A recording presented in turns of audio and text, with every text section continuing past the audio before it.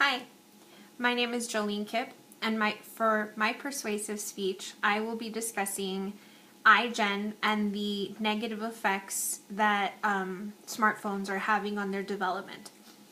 So the iGen is children born between 1995 to 2012, and what it basically is they've never grown up in a world without smartphones, without Google, without YouTube, without a mass amount of information that they can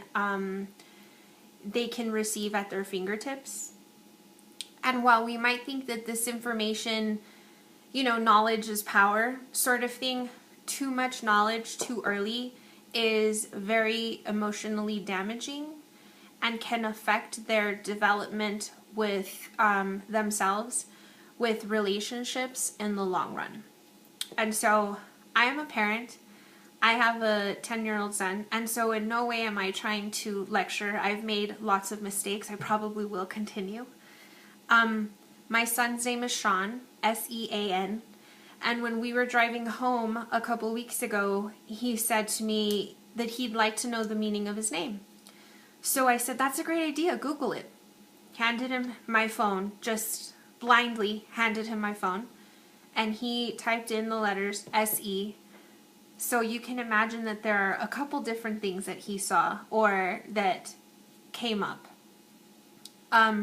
He had some questions, and we addressed them. And to which point I said, Sean, whenever you're coming across some kind of information that maybe you feel you shouldn't have seen, or maybe you feel you have more questions about, please come and ask me before you ask your friends. So the conversation went well, I thought. But then discussing it later that night, I realized that I can only control what he does when I'm with him.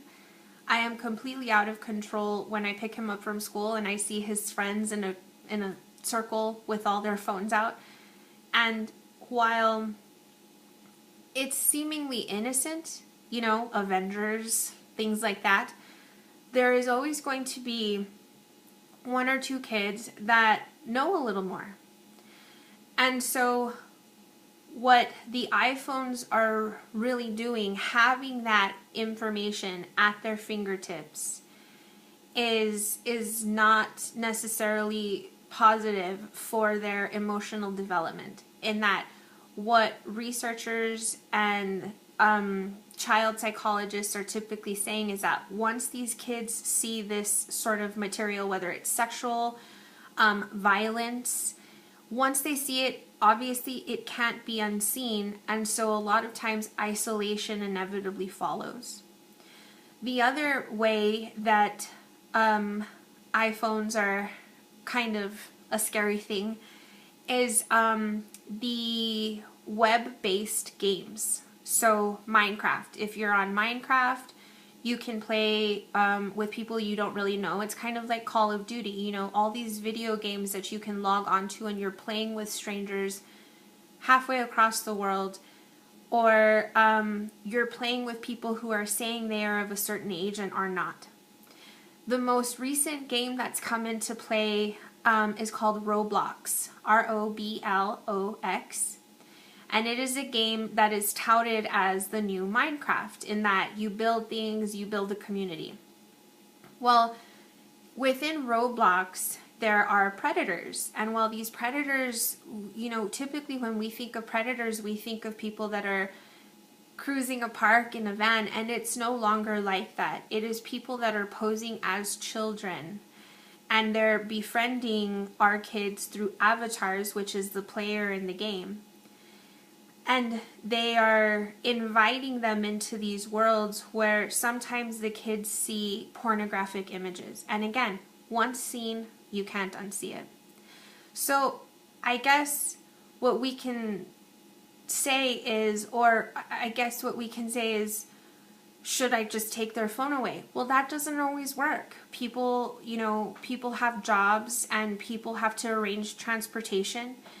And kids have soccer practice, baseball practice, cheerleading practice, whatever the case may be. And so that is the way we communicate. That is our sole method of communication. Texting mom texting the kid and saying, hey, I'm on my way. I think what we can do is just continue to talk to them.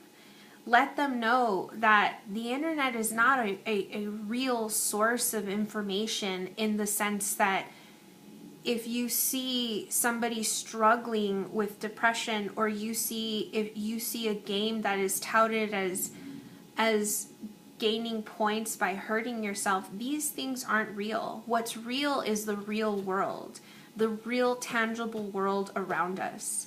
And so I think by limiting the amount that kids are on their smartphones, as far as researching anything, and these games where they have a community of other people playing with them, I think that's really the safest way to go.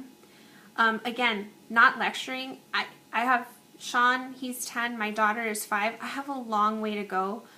The only thing that I can persuade people to do is to have open communication with their kids. When they do find these unsightly images or the things that make you uncomfortable, we have to tackle it and we have to talk about it so that they know there is a safe source of information and you are it. Thank you.